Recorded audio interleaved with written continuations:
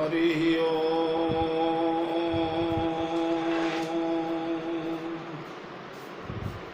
श्रीमन्महागणाधिपतये नमः। श्रीराम शरणं मम। श्रीगुरुवे नमः। श्रीसरस्वत्यै नमः। श्रीमातृपितृचरणकमलेभ्यो नमः। गणेश हेरम्ब गजाननेति महोदरं स्वानुभवं प्रकाशिन् वरिष्ठ सिद्धि प्रिय विद्धिनाथ वदन्त एवं त्यजत प्रभीति। ओम नमः परमहंसास्वादित चरण कमल चिन्मकरन्दाय भक्तजनमानस निवासाय श्रीरामचन्द्राय नमोस्तु रामाय स लक्ष्मणाय देव्यै च तस्यै जनकात्मजायै नमोस्तु रुद्रेन्द्रयमानिलेभ्यो नमोस्तु चन्द्रार्कमरुद्गणेभ्यः। श्रीसीतानाथ समारम्भां रामानन्दार्यमध्यमाम् अस्मदाचार्यपर्यन्तां वन्दे गुरुपरम्परां। वीणाधरे विपुलमङ्गलदानशीले भक्त्यार्तिनाशिनि शिवविरञ्चि हरीश वन्दे कीर्तिं प्रदेखिलमनोरथदे महार्हे विद्याप्रदायिनि सरस्वती नौमि नित्यम्। अतुलितबलधामं हेमशैलाभदेहं दनुजवनकृशानुं ज्ञानिनामग्रगण्यं सकलगुणनिधानं वानराणामधीशं रघुपतिप्रियभक्तं वातजातं नमामि। प्रभु समर्थ सर्वज्ञ शिव सकलकलागुणधाम योग ज्ञान वैराग्य निधि प्रणत कल्पतरुनाम। अपने अपने घरन की सब काहू को पीर तुम ही पीर सब घरन की। धन्य धन्य रघुवीर खलदल बन दावायनल राम श्याम घन मोर। रोम रोम में वज्र बल जय केसरी किशोर। जय कविता के गगन दिवाकर ज्ञान भक्ति के विमल प्रकाश। पारिजात के पुष्पयाप हो जय गोस्वामी तुलसीदास। श्री गुरुचरण सरोज रज निज मन मुकुर सुधारि। वरनौ रघुवर बिमल जसु जोदायक फलचारि। सियावर रामचंद्र की जय। प्रिय राम कथा रस रसिक महानुभावजन, भक्तिमयी वात्सल्यमयी आरदेवियों, आप सभी को सादर जय जानकी जी। मित्रों,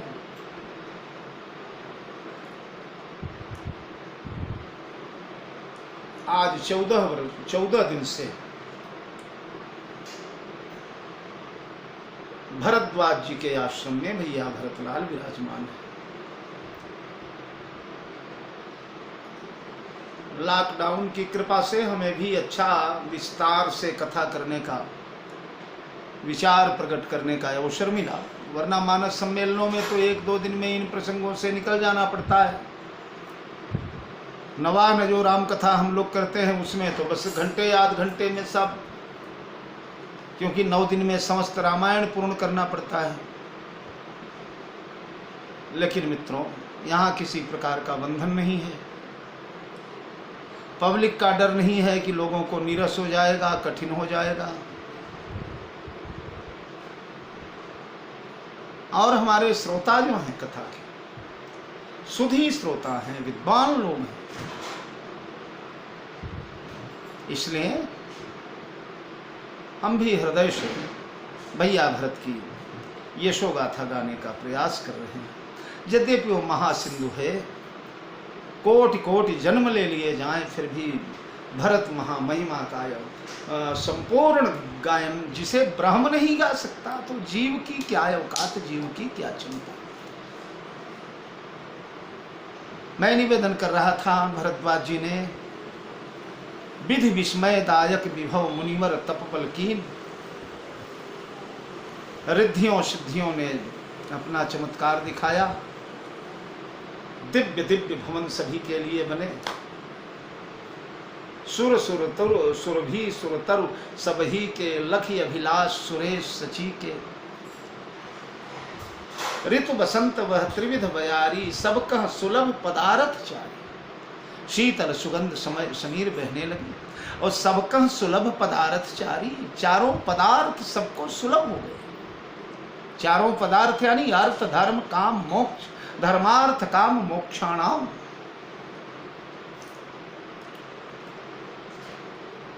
तो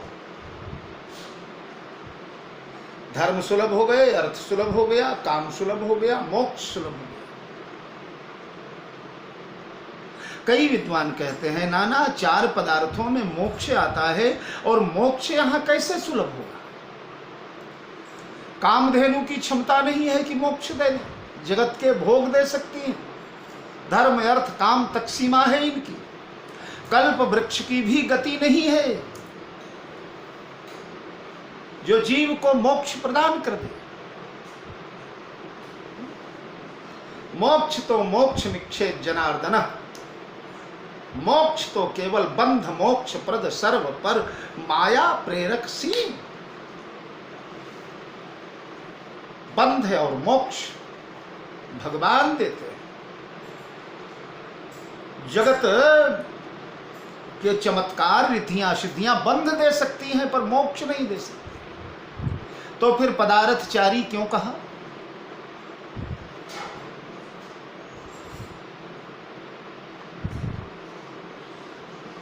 अजी ये रिद्धियां सिद्धियां ये कल्प वृक्ष अन्यत्र मोक्ष देने में असमर्थ हैं, किंतु यहां पर मोक्ष देना इनके लिए सुलभ है। क्यों? इसलिए कि ये प्रयागराज है और प्रयागराज के कोश में मोक्ष रहता है। सुनि समुझई जन मुदित मन मज्जहि अनुराग लहई चारि फल अछत तनु साध समाज प्रयाग। चार फल यानी अर्थ धर्म काम मोक्ष। चार पदार्थ भरा भंडारू पुण्य प्रदेश देश अतिचार। अन्यत्र स्वर्ग में या धरती के अन्य भागों में ये कल्प वृक्ष और कामधेनु चार पदार्थ में से तीन ही दे सकते हैं, पर जब प्रयागराज की घटना होगी तो प्रयागराज में चारों सुलभ हो जाएंगे, क्योंकि यहाँ के दाता प्रयाग भी इसमें सम्मिलित हैं। जैसे भरद्वाज जी महाराज ने रिद्धियों सिद्धियों आदि से आग्रह किया है, वैसे प्रयाग से भी आग्रह किया। अगर प्रयाग से आग्रह न किया होता तो पढ़े वाल्मीकि रामायण, गंगा जमुना में घी दूध दही ये कीचड़ खीर बनकर पायस बनकर के कैसे हो जाते। प्रयाग के कूपों में घी दूध दही सोम रस कैसे निकलने लगे। चूंकि घटना प्रयाग की है और इस समस्त क्रियाकलाप में भरद्वाज रिद्धियां सिद्धियां विश्वकर्मा और प्रयागराज भी सम्मिलित हैं, इसलिए पदार्थ चार में मोक्ष भी सुलभ हो सकता है यहां पर। तो फिर आप कहेंगे कि इन लोगों ने मोक्ष क्यों नहीं लिया। अजी ये अयोध्या वाले इनके नायक जो हैं, जिनके पीछे पीछे चल रहे हैं, ये इनके नायक भैया भरतलाल, इन्हीं ने प्रयागराज में त्रिवेणी तट पर खड़े होकर के स्पष्ट शब्दों में अर्थ न धर्म न काम रुचि गति न चहु निर्माण, सगुण उपासक मोक्ष न लेहि तिन कह राम भगति निज दे। अस विचारी हरि भगत सयाने मुक्ति निरादर भगति लुभाने। यदि भवति मुकुंदे भक्तिरानंद सांद्रा विलुठति चरणाग्रे मोक्ष साम्राज्य लक्ष्मी। इसलिए मोक्ष नहीं लिया गया। तो और पदार्थ लिए गए ना, वो भी नहीं लिए गए। क्यों? बोले देख लोग सकुचात जमी से, लोग सकुचा गए हैं, नयन ही नहीं उठा पाए। एक बार देख तो लिया, देख कर सकुचा गए, लजा गए। क्यों? क्योंकि ये अयोध्या वाले, ये अयोध्या की प्रजा है।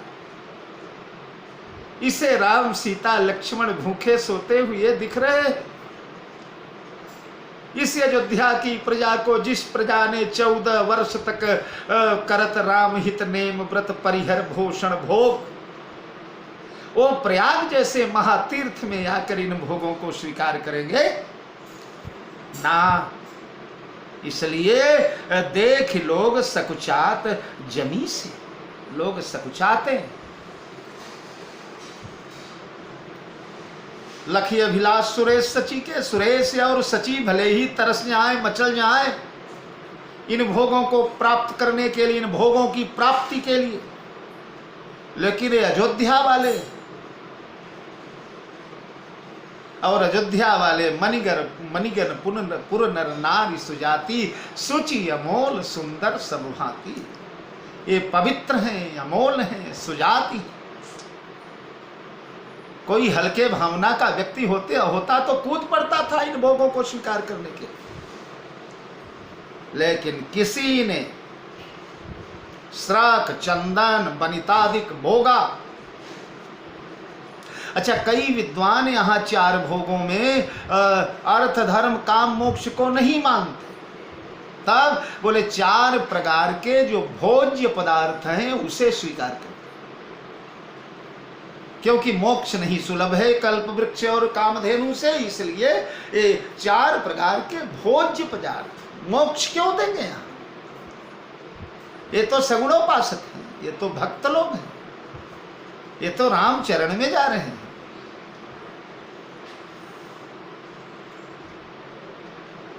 वैकुंठ का भी तिरस्कार कर देंगे ये लोग राम के लिए, मुक्ति का भी तिरस्कार कर लेंगे। दशरथ भेद भगति उरयानी ताते मुक्त न भयो भवानी, मोक्ष न भयो भवानी। इन लोगों को मोक्ष नहीं चाहिए, तो ये जो भोजन के 4 पदार्थ होते हैं, 4 भांति भोजन विधि गाई, एक एक विधि बरन न जाई, छरस रुचिर व्यंजन बहुभांति, एक एक रस अगणित जाति। ये सबका सुलभ, सबके लिए सुलभ है, लेकिन लोगों ने केवल देखा है इनको, देखी हरस विस्मय बस लोगा। हर्ष होगा, क्या हर्ष होगा? इन यात्रियों में सैनिक लोग हैं, वो सैनिक कई अयोध्या के हैं, कई प्रदेश के हैं, विदेश के हैं, दूर देशों के रहने वाले। इन लोगों ने जब देखा श्रक चंदन वनितादिक भोगा, सुंदर सुंदर मालाएं, सुंदर सुंदर चंदन, सुंदर सुंदर वनितादिक, तो उन वनितादिक में इनकी पत्नियां दिखाई पड़ी, जिन्हें छोड़कर आए, जो घर में है वो दिखी, इसलिए विस्मय बस लोगा। विस्मय हुआ कि ये कहां से आ गए, ये कैसे आ गए? पर सब सकुचा गए, किसी ने भोग को स्वीकार नहीं किया। श्रम परिहार सबका हो गया। सुंदर सुंदर बिछौने हैं, सुंदर सुंदर हवा है, सुंदर सुंदर मालाएं हैं, सुंदर सुगंध है। अब नंबर आया भरत का। ये तो रहा भरत के पीछे चलने वालों का वर्णन। जो लोग भरत के निर्देशन में जा रहे हैं उनकी ये कथा हो गई। अब भरत की बोले संपत्ति चकई भरत चक मुनियाय सुखेलवार, तेहि निसी आश्रम पिंजरा राखे भाभिनुसार।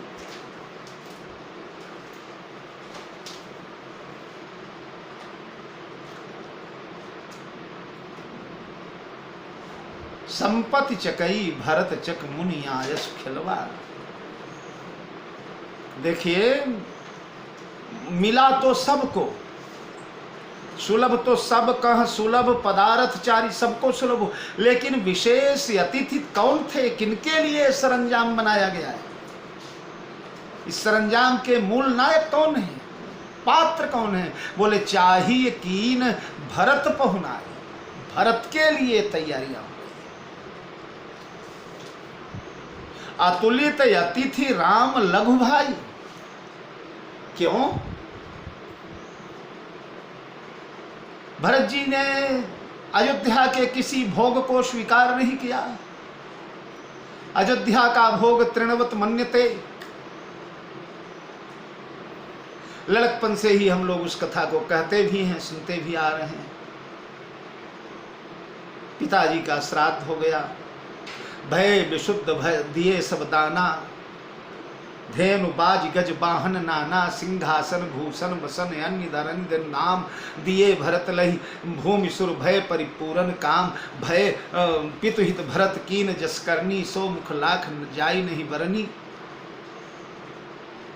विलक्षण श्राद्ध हुआ पिताजी का, भय विशुद्ध शुद्ध हो गए, त्रयी हो गई, त्रयोदशा हो गया। आज की रात भरत जी को निद्रा नहीं आ रही, एक एक क्षण काट रहा है। हवाएं चलती हैं तो लगता है नाग फुफकार रहा है, सर्प के फुफकार की विषैली लपटें लगती हैं। चंद्रमा निकला है तो लगता है चंद्रमा जहर बरसा रहा है।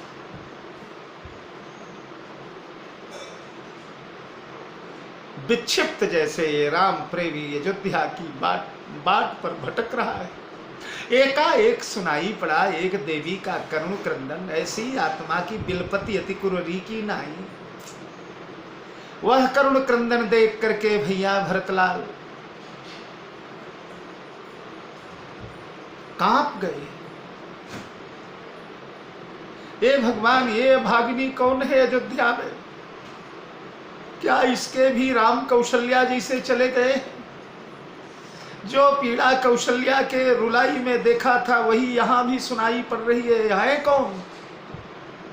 भरत जी शनई शनई चलते हुए उस देवी के समक्ष गए। देखा तो एक भव्य नव्य दिव्य ज्योतिर्मय देवी हाथ में पुष्पमाल लेकर के बिलखती हुई खड़ी। भरत ने जाकर प्रणाम किया, देवी क्या देवी श्री राम आपके बन विपिन पधारे? क्या आपके भी राम बन चले गए? आपके भी जीवन धन बन चले गए? कौन है आप? परिचय बताइए। देवी ने कहा, बहुत दिनों से साध थी कि मेरे कर कमल श्री राम भद्र के गले में माल्यार्पण करेंगे, राम मुझे स्वीकार करेंगे।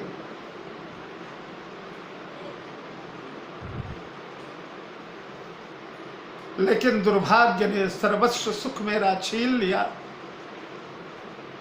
मैं कहीं की न रह गई, मैं अभागिनी। कौन है आप? अरे भरत, राम चले गए चली गई जीवन की सब आश, अरे अवधराज की लक्ष्मी आई तेरे पास। ए भरत, मैं अवध की श्री देवी हूँ, अयोध्या की राजलक्ष्मी हूँ, राजसत्ता हूँ। बड़े बड़े नरेशों ने मेरा उपभोग किया, पर सोचा था शायद रघुबर नरेश बन जाएं और भाग्यवंत हाथ उन्हें जयमाल पिन्हाएं। मैंने सोचा था राघव राजा बन जाएंगे, और जब राजा बनेंगे त्रिभुवनपति राम तो मुझे स्वीकार करेंगे, क्योंकि मैं लक्ष्मी हूँ, लक्ष्मीपति। स्वयं जब राजा बनेंगे तो मैं कृतकृत्य हो जाऊं। आज तक तो मैंने अन्य लोगों के कंठ में माला डाला था, आज स्वयं अपने पति का वर्ण करने का समय आया था। पर राम चले गए चली गई जीवन की सब आस, अब अवधराज की लक्ष्मी आई तेरे पास। भरत ने कहा, राम के गले में माल्यार्पण करने के लिए आप विकल हैं? हाँ हाँ, पर ना वो तो चले गए। भरत राम एक ही अनुहारी, तुम बचे। तुम्हें मैं राम की दृष्टि से देख करके तुम्हें माल्यार्पण कर दूं। आओ पहनो माल, भरत भोक्ता बन जाओ, मेरा उपभोग करो 14 साल। भरत ने कहा, देवी जी, अगर राम जी अभी इसी क्षण आ जाए तब आप क्या करेंगे? राजलक्ष्मी ने कहा, वाह वाह, जैसा तुमने कहा, राम यदि अब आ जाते भाग्यवंत ये हाथ उन्हें जयमाल पिन्हाते। अगर राम आ जाते तब तो ये माला अभी अभी उनके गले में डाल देती मैं।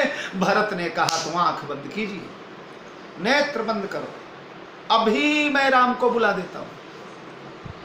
दोनों करकमल में जयमाल उठा करके श्रीदेवी भाग्य लक्ष्मी अयोध्या की राज्य लक्ष्मी ने हाथ उठाया है। आंखें बंद हुई हैं, उनके नेत्र बंद होते ही भरतलाल सुप्त सिंघनी देख प्राण लेकर भागा मृग। जैसे सुप्त सिंघनी को देख करके मृग अपना प्राण पखेरु लेकर भागा हो, ऐसे भरत भैया भागे। और पैरों की धमक सुना तो राज्य लक्ष्मी ने नेत्र खोल दिया, देखा तो वो दूर भाग कर चले गए। भरत भरत भरत कहां जा रहे हो? रुको रुको, आओ इधर, तुम तो राम बुलाने को बोल रहे थे, कहां भागे जा रहे हो? भरत ने कहा देवी एक काम कीजिए। बोले क्या? बोले हाथ उठाए द्वार पर, हाथ उठाए द्वार पर खड़ी रहो तिहु काल। अरे जब लौटे रघुवंश मणि तब में लो जयमाल। देवी ऐसे ही हाथ उठा के खड़ी रहे। जब श्री राम भद्र लौट आएंगे ना, तब उनके गले में जयमाल आप डाल देना, माल्यार्पण कर देना।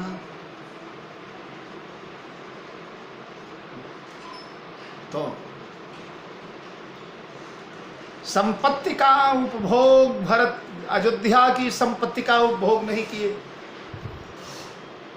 लोगों ने समाचार बताया भरद्वाज से, वशिष्ठ ने बताया, तो भरद्वाज ने कहा चलो ठीक है देखा जाए। इन्होंने धरती के भोग का तिरस्कार किया है, धरती को भोगों को नहीं ग्रहण किया है,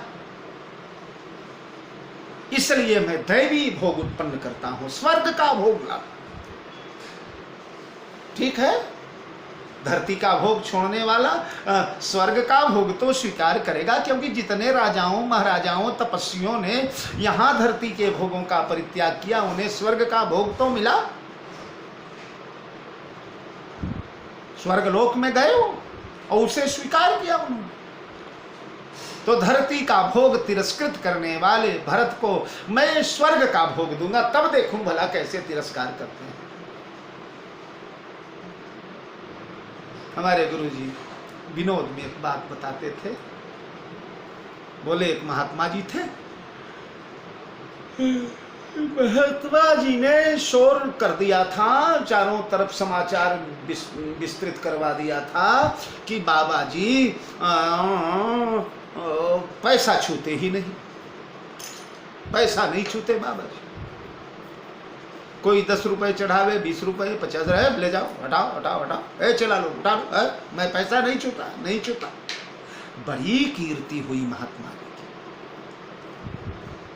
कीर्ति बढ़ते बढ़ते एक बहुत बड़े राजा ने कीर्ति सुना, वाह वाह, इतने बड़े त्यागी महात्मा, उन्हें तो कुछ अगर दे दिया जाए तो हमारा दान धन्य हो जाएगा। देखिए, दान भी सुपात्र को देना चाहिए, त्यागी को देने से पुण्य होता है, भोगी को देने से नरक होता है। गीता में आया है, कुपात्र को दान नहीं देना चाहिए, सुपात्र को देना चाहिए। तुम्हारा दान लेकर के दारू की दुकान पर जो पहुंच जाए। तो गुरुजी बताया करते थे कि भैया जब वो नहीं लेते थे, बड़ी प्रशंसा फैली, तो एक बहुत बड़े राजा गए उनके यहाँ और 10 लाख की गड्डियां निकाल करके सामने रख दिया। और जब 10 लाख की गड्डी देखा बाबा जी ने, तो उठा उठा करके फटाफट कमंडल में डाल देना। तो 2-4 शिष्यों ने कहा कि गुरुदेव अभी तक तो आप कहते थे हम पैसा नहीं छूते, और ये गड्डियां कमंडल में क्यों डाल ले? गुरुजी ने कहा अरे पगले, मैं पैसा नहीं छूता, लेकिन जब मूर्तिमान लक्ष्मी ही आ गई तो फिर इन्हें कौन ठुकराएगा? ये पैसा 2 रुपया, 4 रुपया, 10 रुपया, 20-50 रुपया कौन छुए? घुरबिनिया कौन करे? प्रत्यक्ष लक्ष्मी ही जब आ गई तो अब फिर क्या? तो इन्होंने धरती के भोगों का तिरस्कार किया होगा। स्वर्ग के भोग में तैयार करता हूं, देखें भला। अजी स्वर्ग का भोग जब अयोध्या वालों ने नहीं भोगा तो ये तो उनके नायक हैं। इनकी दशा क्या हुई? बोले संपत्ति चकई भरत चक मुनिया यस खेलवार। अयोध्या की संपदा चकई बन गई और भरत जी चकवा बन गए। कोक और कोकी, कोकी माने चकई और कोक माने चकवा। इनके बारे में प्रसिद्ध है जगत में कि जब रात आती है, निशा आती है, भगवान विवस्वान अस्ताचल की ओर चले जाते हैं तो ये कोक कोकी, ये चकवा चकई नदी के दूसरे किनारे पर चले जाते हैं।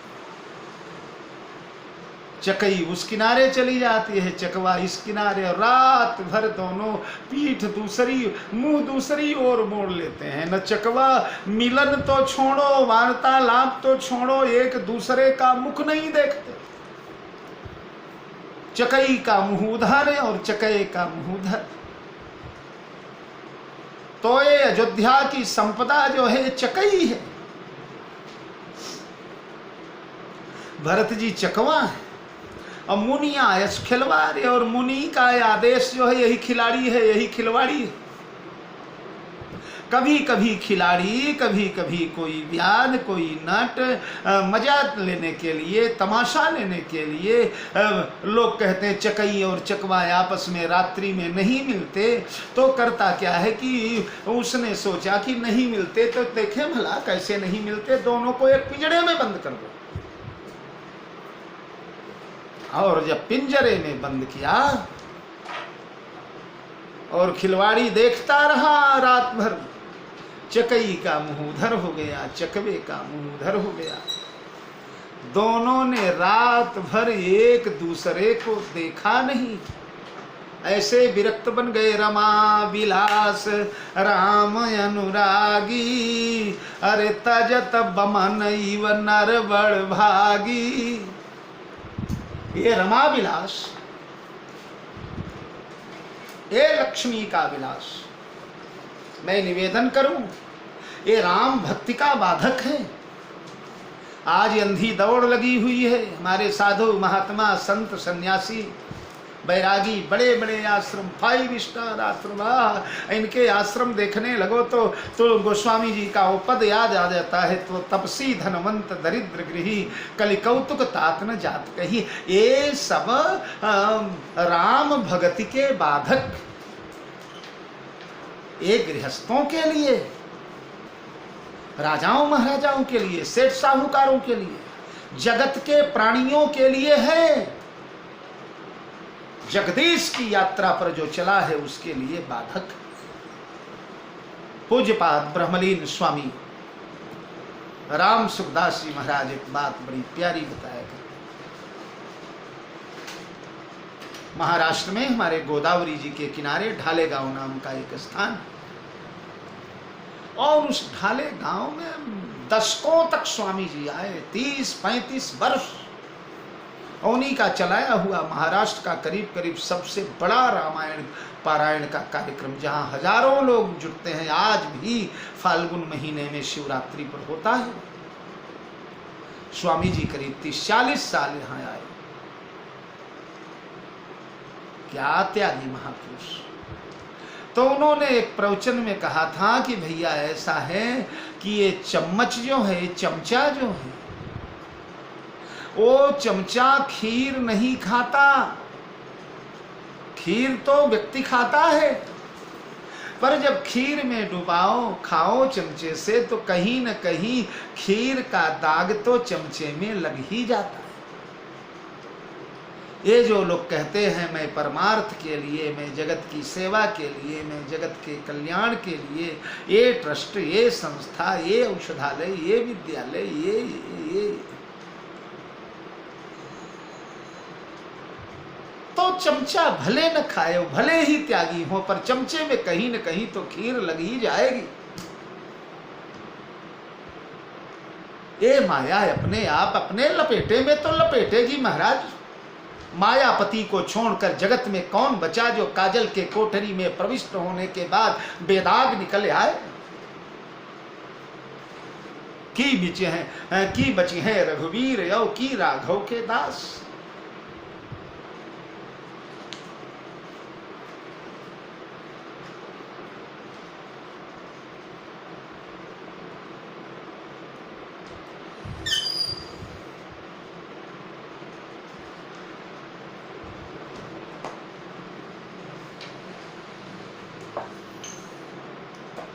तो ये संपत्ति चकई है। अब भरत जी चकवा है।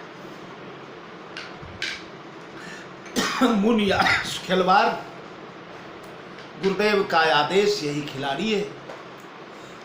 ते ही निशी आश्रम पिंजरा, उस रात्र में ये आश्रम ही पिंजरा बन गया,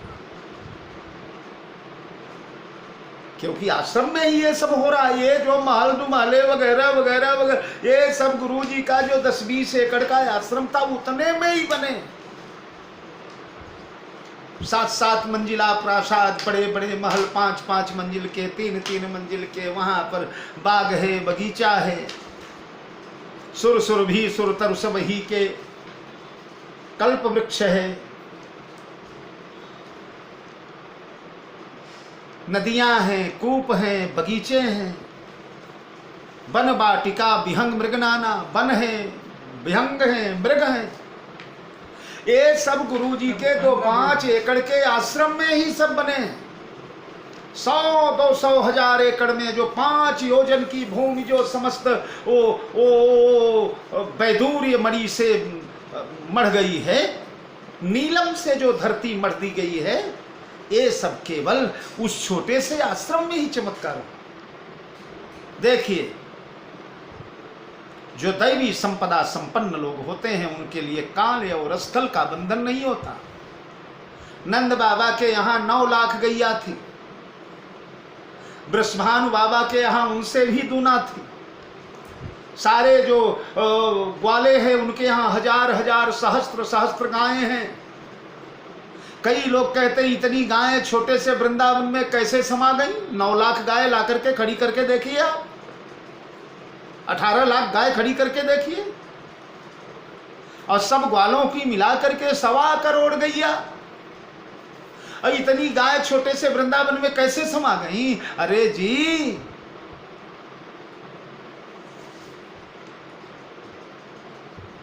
ये दैवी संपदा संपन्न नगर है। बैठिए, दैवी संपदा संपन्न नगर है। इस नगर में छोटे से में सब समा जाएगा। जैसे लाला के छोटे से मुंह में अखिल ब्रह्मांड कस्मान मृत मदांतात्मन भवान भक्षितवान रह बदंती तावका हेते कुमारास्ते ग्रजोप्यम नाहम भक्षतमानंब वानंब सर्वे मिथ्या विशंसिन यदि सत्य गरिस्तर ही समक्षम पश्चिमे मुखम। और भगवान ने अपना मुंह खोल दिया, उसी मुंह में सूर्य, चंद्रमा, वरुण, काल, यम, धरती, आकाश, पाताल, हजारों धरती, हजारों आकाश, हजारों पाताल, हजारों ब्रह्मा, हजारों विष्णु, हजारों महेश, हजारों इंद्र, जल का जमकाल, हजारों नंद जसोदा, हजारों वृंदावन, हजारों जमुना। कन्हैया के जीवन में भी, राम जी के यहाँ भी, राम ने भी मैया को दिखरावा मात ही निज अद्भुत रूप खंड रोम रोम प्रतिलागे कोटि कोटि ब्रह्मांड अगणित रवि शिव चतुरानन बहुगिर सरित सिंधु महिकानन काल कर्म गुण ज्ञान स्वभाव सोच देखा जो सुना न काऊ देखी माया सब विधि गाढ़ी यति कभी सभीत जोरे कर ठाड़ी देवगा जीव नचावई जाही देखी भगत जो छोड़ ताही। ये सब क्या है? छोटे से मुंह में इतना दृश्य, तो माया का बाजार है ना, सिद्धियों का खेल है ना। ये सिद्धियां तो एक कमरे में इतना तैयार कर सकती हैं महाराज। तो ये सारी चीजें गुरु जी के छोटे से आश्रम में ही तैयार हो गई। अच्छा, और लोगों के लिए बस कहीं रचे रुचिर गृहनाना यही बिलोक बिलखाई दीवाना। शतमंजिला महल देख करके बिकल हो जाएं, ऐसे ऐसे महल जब नगर वासियों के लिए बनाए तो भरत का महल कितना बड़ा होगा। और वो महल भरत का इसी आश्रम के परिधि में बना हुआ है। माया का खेल। तो आश्रम पिंजरा है।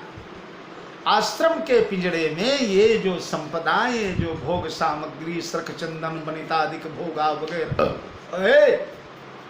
ये सब ही चकई। और भरत भैया चकवा। चकवा को डाल दिया गया उस आश्रम रूपी पिंजरे में कि रात में इसका उपभोग करो। गुरु जी ने कहा है ना, कंद मूल फल सुरस हम देहु लेहु करि छो, स्वीकार करो। तो भरत ने स्वीकार किया। अरे ना, जैसे चकवा रात गुजर जाती है लेकिन चकवी की ओर दृष्टि नहीं डालता, वैसे भैया भरत दूसरी ओर मुंह कर श्री राम जय राम श्री राम जय राम श्री राम जय जय राम। वाल्मीकि रामायण में तो वर्णन आता है कि भैया भरत तत्र राजासनम दिव्यम व्यजनम छत्र मेव च,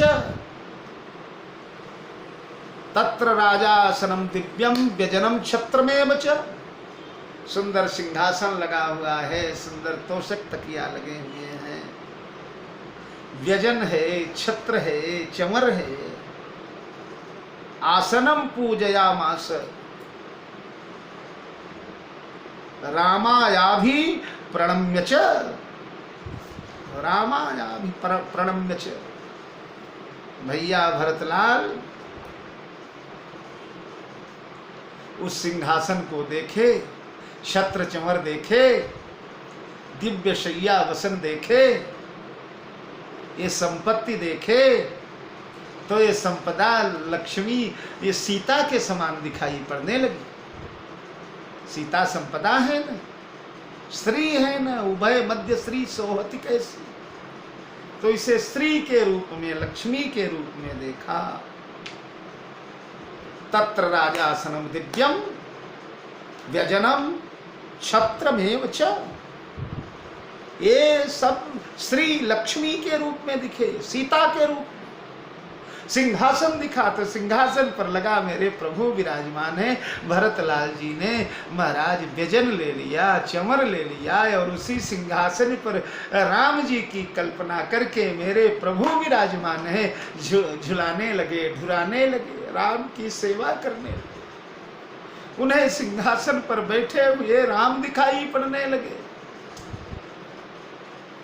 भरद्वाज आश्रम में चलते समय जब नगरवासी भरत की प्रशंसा करते हैं तो उस प्रशंसा में सुनत राम गुण ग्राम सुहाय, राम का गुणानुवाद यदि सुनाई पड़ता है तो ये बताइए, इस दिव्य सिंहासन में अगर राम दिख जाए, सिंहासन पर ही तो राम को बैठाना है, सिंहासन इसीलिए तो लेके जा रहे हैं।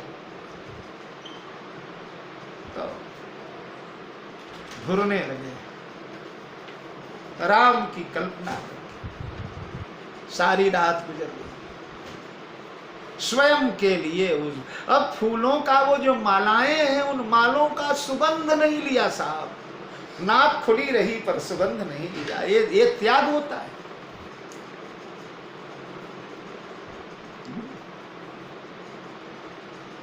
मछली जल में रह करके भी प्यासी रह सकती है,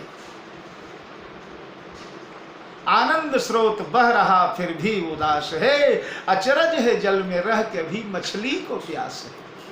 तो इस मछली को पानी में डाल दिया गया, लेकिन रात गुजर गई, महाराज उस जल की ओर देखा नहीं। मैं कभी कभी कहा करता हूँ, पिछला जो मेरा संपत्ति चकई भर चखुआ है, यद्यप दूसरे प्रकार की, उसमें भी मैंने बोला है। एक दोहा बड़ा प्रसिद्ध है विद्वानों में, सूर्य डूबने लगा, रात आने को हुई, चकवा चकई बैठे थे। चकई बोली चकवे से, रजनी आवत देख के चकई बोली रोए। रात आते देखकर चकई ने चकवे से कहा, रजनी आवत देख के चकई बोली रोए, चलो पिया तह जाइए जहां न रहना होए। चकई ने चकवे से कहा, ये पिया चलो उस देश चला जाए, ये देश त्याग दिया जाए। कहाँ चलोगी? चकई ने कहा, चलो पिया तह जाइए जहां न रहना हो, जहां रजनी नहीं होती, जहां रात नहीं होती। क्योंकि जहां रात होती है वहां तो हम दोनों प्रिया प्रीतम पृथक हो जाते हैं, अलग हो जाते हैं, हमारा मिलन ही सा असंभव हो जाता है। इसलिए जहां रजनी नहीं होती हम लोग वहां चलेंगे प्रिया, छोड़ो इस देश को।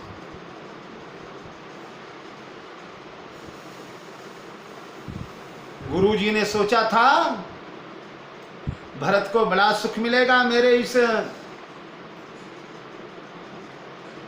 वैभव विलास के संसार में, भरत का श्रम परिहार होगा।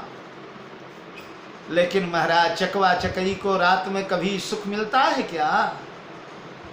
चक चक जिम पुर नर नारी, चाहत प्रात उर आरत भारी। रात भर ये रात कैसे बीतेगी, कैसे बीतेगी, कैसे बीतेगी, कैसे बीतेगी।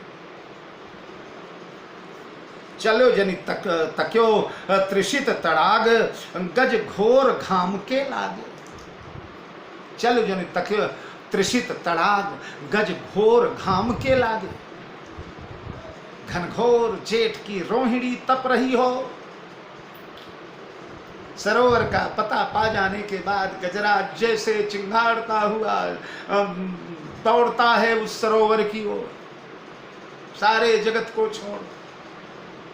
तो भरत रूपी गजेंद्र के लिए ये जो भोग विलास इत्यादि प्रकट किए हैं गुरुदेव ने, ये सब गर्मी का घाम है, धूप है, तपा रहा है भरत, सुख नहीं मिल रहा है। चाहत प्रातुर आरत भारी, चकवा जैसे रात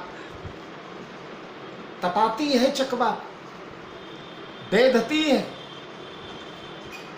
सुइयां चुभाती है, रह रह के तड़पता है, कब रजनी बीतेगी, कब सवेरा। उस प्रकार इस भोग में भरत की रात बीती। गुरु जी ने सोचा था अयोध्या का भोग त्यागा है तो स्वर्ग का भोग देखकर थोड़े विरक्त बनेंगे, लेकिन यहाँ तो स्वर्ग के भोग को विरक्ति के भाव से देखा। स्वर्ग के भोग की क्या औकात। भगवान राम तो कहते हैं भरत ही हो इन राजपद मद विधि हरिहर पद पाई, कबहू की कांजी सी करन क्षीर सिंधु बिन साई। ये भरद्वाज आश्रम में रिद्धियों सिद्धियों का कल्पित वैभव, इसकी क्षमता क्या। भरत ही हो इन राजमद विधि हरिहर पद पाई। ये रिद्धियां सिद्धियां जिनके चरण नख चंद्रिका के धूल कणों से प्रकट हुआ करती, जहां जहां भगवान के चरण रज पड़ जाएं, हजारों रिद्धियां सिद्धियां प्रकट हो जाएं, उस शिवलोक, उस ब्रह्मलोक, उस वैकुंठ लोक का राज्य अगर भरत को मिल जाए राम के बदले में, तो भरत ही हो इन राजमद विधि हरिहर पद पाई, कबहू की कांजी सी करन क्षीर सिंधु बिन साय। कबहू की कांजी सी करन क्षीर सिंधु बिन साय। क्षीर सिंधु, क्षीर सागर, क्षीर समुद्र, दूध का सागर। अच्छा, दूध फाड़ने के लिए लोग क्या करते हैं? दूध जमाने के लिए सायंकाल देवियां जब दूध जमाना होता है तो उसमें थोड़ा सा जामन डाल देती हैं। 2-4 किलो दूध है तो 1 चुल्लू 1 खजूरी जामन डाल दिया गया तो रात भर में वो दूध बिगड़ जाएगा, छाछ वो दही बन जाएगा, जम जाएगा, जामन पड़ जाने पर विनस जाएगा, दूध का स्वरूप जो है वो समाप्त हो जाएगा। तो वैभव अगर भरत को अपने चक्कर में लेने लगे, भरत को अपने अंगुली पर लगा नचाना चाहें, तो राम कहते हैं ये लक्ष्मण इस अयोध्या के वैभव की बात क्या करता है। भरत ने कहा था ना, जगबउराय राजपद पाए, काय आचरज भरत यश करही, नहीं विषबेली यमी फल फरही। सहस्माओ सुरनाथ त्रिशंकु, केहिन राजमद दीन कलंकु। राज मिल गया भरत को, इसलिए भरत बदल गया होगा। भगवान कहते हैं अयोध्या की, इस पंचकोशी अयोध्या की क्या बात करते हैं बोलकर, ब्रह्मा विष्णु और महेश का पद मिल जाए, वह पद भी भरत रूपी क्षीर समुद्र के लिए कैसा है जानते? कमहु की कांजी सीकरनी, सीकर माने सीकर, ओ झाड़ू लगाने के लिए जो सीक होती है, सीक, झाड़ू लगाते लगाते लगाते लगाते वो सीक एक दिन बिल्कुल नुकीली होकर के सुई के नोक से भी ज्यादा नुकीली हो जाती है, और उस नुकीली सीक के नोक को किसी जल पात्र में डुबो दिया जाए, जलाशय में डुबो दिया जाए, डुबो कर निकाल करके उसे दीवार पर छिड़क दिया जाए, तो जितनी बड़ी बूंद उस सीक के नोक से निकलती है उसे सीकर कहा जाता है। यानी भरत रूपी क्षीर समुद्र में सीक के नोक से निकलने वाला मट्ठा या कांजी, कांजी एक हमारे यहाँ होता है, कांजी बड़ा बनता है, बड़ा खट्टा होता है कांजी, उस कांजी को या छाछ को या मट्ठे को या कोई इमली वगैरह के रस को उस सीकर के समान छिड़क दिया जाए अगर क्षीर सागर में, तो क्या क्षीर सागर पट जाएगा? यद्यपि खट्टा दूध को फाड़ता है, पर क्षीर सागर को फाड़ने के लिए सीकर भर खट्टा कभी समर्थ है क्या? भोग आकर्षित करता है जीव को, लेकिन भरत को आकर्षित करेगा क्या? खैर वो वहां का विषय है, वहां हम लोग बोलेंगे। तिमिर तरुण तरनी मकु गिलई, गगन मगन मकु मेघई मिलई, गोपद जल बूढ़ई घट जोनी, सहज क्षमा बरुछाड़ई छोनी, मसक फूंक मकु में उड़ाई, होई न नृप मद भरत ही भाई। पंच महाभूत है, ये पंच महाभूत जीव को अपने अपने गुणों के अनुसार प्रभावित करते हैं, शब्द स्पर्श रस रूप गुण। तो तिमिर तरुण तरनी मकु गिनई गिलई, गगन मगन मकु मेघ ही मिलई, तिमिर तरुण तरनी मकु गिलई। तरुण तरणी 12 बजे का जो सूर्य है उसे अंधकार निकल जाए, सूर्य यानी अग्नि तत्व, अग्निपिंड, अग्नि महाभूत। और गगन मगन मकु मेघ ही मिलई, आकाश अगर चाहे तो बादलों में समा जाए, विलीन हो जाए, यानी आकाश तत्व।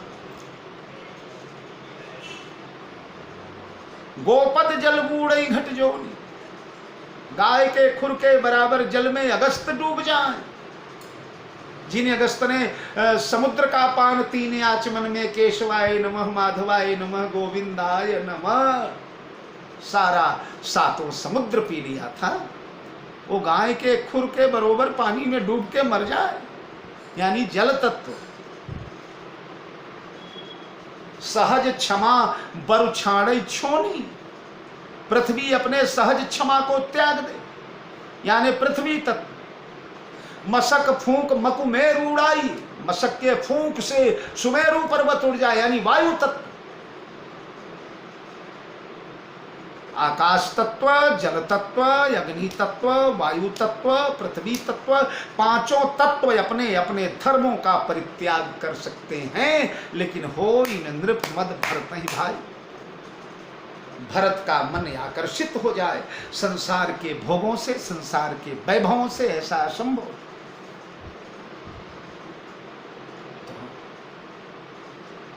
गुरुजी उन भरत को आज स्वर्गीय भोगों के द्वारा हिलाना डुलाना चाहते हैं, लेकिन असफल हो गए। संपत्ति चकई भरत चक, उसका स्पर्श किया, चमर उठाया तो तोषक तकिया लगाया, किसके लिए? राम के लिए। ये संपत्ति स्पर्श की जा सकती है, लेकिन किस दृष्टि से? अयोध्यापुरी में भरत रहते हैं, अवधराज सुरराज सिहाई, दशरथ धन सुनि धनद लजाई, ते ही पूर्व बसई भरत बिनु रागा, चंचरीक जिमि चंपक बागा। जैसे चंपा के बाग में चंचरीक रहता है, चंचरीक माने भ्रमर, वहां चंचरीक कहा गया उसे। क्यों? इसलिए कि चंपा के बाग में भौरा अगर पड़ जाएगा तो उसे चंचल रहना पड़ेगा, चपल रहना पड़ेगा। क्यों? बोले इतना सुगंधित पुष्प है, इतना सुवास है, इतना सरस है, इतना मृदुल है, इतना सुकोमल है, पर उसे छू नहीं पा रहा है बेचारा। भौरा कभी चंपा के फूल पर नहीं बैठता, चंपा के फूल का रसास्वादन कभी नहीं करता। किसी कवि ने कहा है, चंपा को डांटते हुए एक कवि महोदय अपने काव्य कला का प्रदर्शन करते हुए कहने लगे, अरे अभागे चंपा के पुष्प, अरे अभागे चंपा, धिक्कार है तेरी जिंदगी को।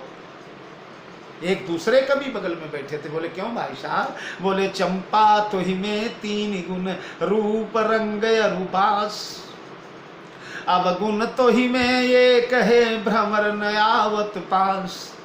ये चंपा तुझमें 3 गुण हैं, सुंदर रूप है, सुंदर रंग है, बहुत सुबास है, पर तेरे में दुर्गुण ये है, दोष है कि भ्रमर न आवत पास, कोई भौरा तेरा रसास्वादन नहीं करता रे, कोई भ्रमर तेरे रस को चूसता नहीं, तेरे पराग को कोई भ्रमर नहीं ले जाता। ये तेरा दुर्भाग्य है, भौर के द्वारा तू उपेक्षित है। दूसरे कवि ने कहा, नहीं मित्रवर, ऐसा नहीं है, उपेक्षित नहीं है भ्रमर के द्वारा। तो बोले चंपक बरनी जानकी, ये भ्रमर राम को दास। ये चंपा किशोरी जी का स्वरूप, जानकी जी का, राधा रानी का स्वरूप। हाँ, जानकी मंगल में गोस्वामी चरण लिखते हैं, चंपक हरवा गर में बहुत सुहाई, चंपक हरवा उर्महु बहुत सुहाई, अरे चीन परई तब सियरे जब मुरझाई। चंपा का नवीन नवीन हार जब सियाजू के कंठ में डाला जाता है तो शरीर और चंपा के हार बिल्कुल एक जैसे, बिल्कुल एक रंग के।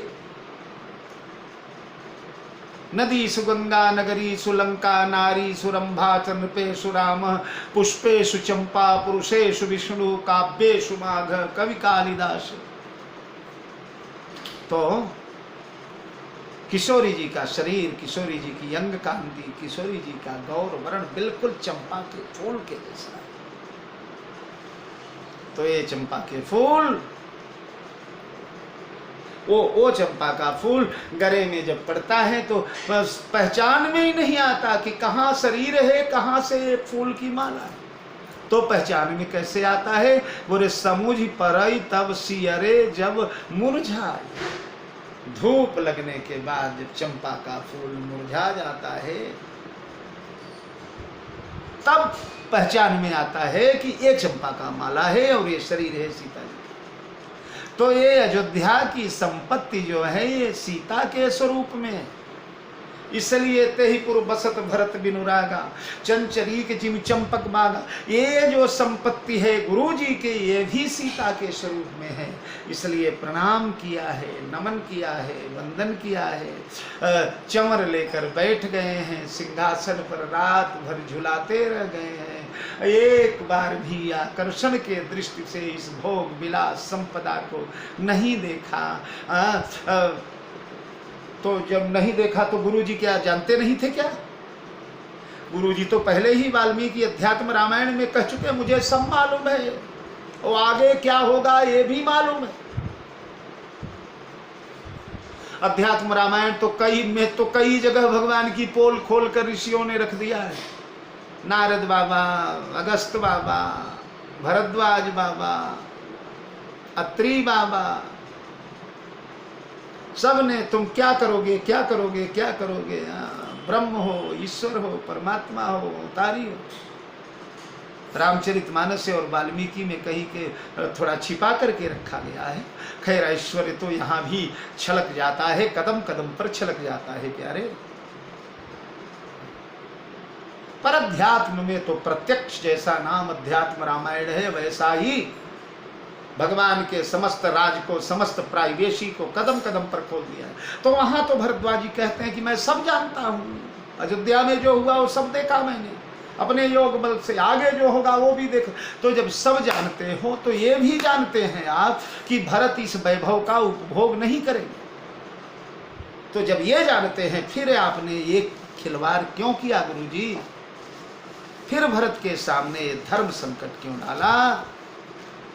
तो नाना, संत लोग कहते हैं गुरुजी ने धर्म संकट इसलिए डाला कि भरत के त्याग को, भरत के प्रेम को, भरत के समर्पण को, भरत की एक निष्ठा को, भरत की अनन्यता को इसी बहाने महाराज भरद्वाज जगत के सामने प्रकट करना चाहते हैं। ये भरत कौन सा रत्न है, इसे पहचानो दुनिया वालों। भरत भरत समझान, भरत की तुलना केवल भरत से ही होगी। भरत जैसे केवल भरत ही है, इसलिए ये सारा सरंजाम किया गया। और महाराज रजनी गुजर गई, आंखें लाल लाल है, रात भर की नींद। सवेरा हुआ, गुरुजी द्वार पर खड़े हैं, निकलते ही प्रणाम किए। गुरुदेव बस बहुत हो गया, आपके समस्त भोगों को मैंने स्वीकार कर लिया, सब ले लिया गुरुजी। खूब सुखी हो गया मैं, खूब प्रसन्न हो गया। सारा श्रम पर अब जितने सुखी हैं, जितने प्रसन्न हैं, वो तो भरत जी ही जानते हैं, गुरुजी भी जान ही रहे हैं। तो अब सब स्वागत है आपका हो गया महाराज। अब आदेश करें, अब मैं चलूंगा अपने प्रभु की ओर। बहुत समय गुजर गया और जल्दी जल्दी की न निमज्जन तीरथ राजा। अब यहाँ कोई औपचारिकता नहीं, न प्रयाग को प्रणाम, न बंधन, न याचना, न कामना, न अर्थ, न धर्म, न काम, ये सब हो चुका है। अब तो भगदड़ मचाना है। कल ये सारी बातें इसलिए हुई थी, मागव भीख त्याग, इसलिए कि रात यहाँ रुकना था, इसलिए थोड़ा समय से ठहर करके कुछ चर्चा हो गई। पर अब तो एक क्षण नहीं, मनो सरोवर तकेउ पियासे।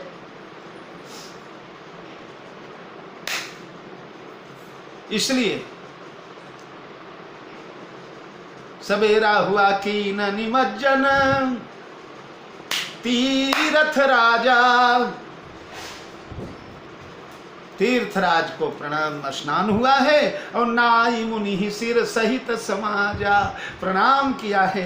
और गुरुजी ने ऋषि आयस वशीष सिर राखी, करी दंडवत विनय बहुभाखी। अरे पथि गति कुशल साथ सब लीने, चले चित्रकूट ही चित। ओ 46 शिष्य जो राम का मार्गदर्शन करने जा रहे थे, गुरुजी ने रोक लिया था, केवल मुनि बटुचारी संग तब दीन है। वो 46 शिष्य बुला करके भरत को समर्पित किए गए हैं। वो लोग पथ गति कुशल साथ सबलीन है।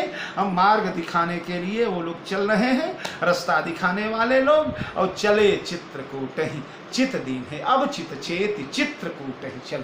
और अब चित्रकूट की यात्रा हम लोग करेंगे। चित्रकूट में भक्त और भगवान का मिलन होगा, भरत और राम मिलेंगे। आइए हमारे साथ आप सभी चित्रकूट से बटोही बनिए। यही शब्दों के साथ जनों कल पुनः आप लोगों के समक्ष में प्रस्तुत होगा।